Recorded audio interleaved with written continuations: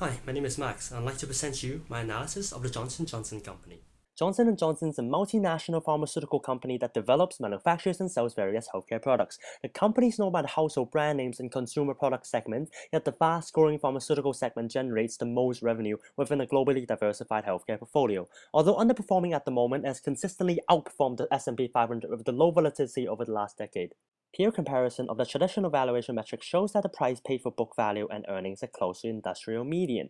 Yet in the whole valuation, the company is cheaper than its peers comparing the VCR to its wealth-generating power. A difference in CFROI is due to the different extent of fate forecasted, with the market believing it will be much more severe. We evaluate the extent of a slowdown by looking at how sales growth, margins, and asset turns are expected to change. Unfavorable market conditions have wiped out 1.3 billion just from currency translations overseas. The fierce competition in pharma segments also drives down the strongest performers, notably blockbuster drug Remicade in EU and hepatitis C drug Olysio. The company recovers the lost ground by successful label expansions. Cardiovascular drug Invokana tripled sales in 2015, meanwhile blood cancer drug Imbruvica has strong potential in becoming a blockbuster drug.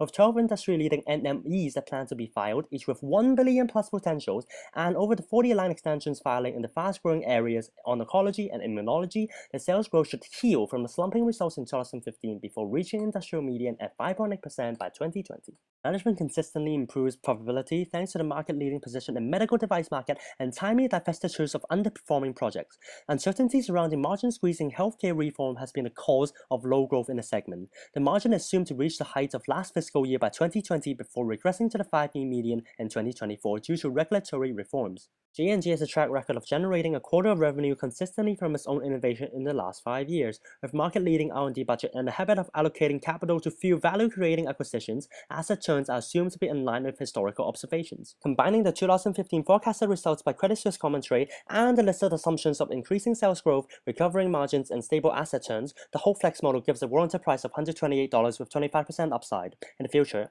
Johnson & Johnson must continue to address the risk of natural limits to growth, competition, and regulatory reforms in order to inject a dosage of market optimism. From that, we can conclude Johnson & Johnson has the potential to outperform in a 10-year horizon. Thank you for listening and hope you enjoyed the video.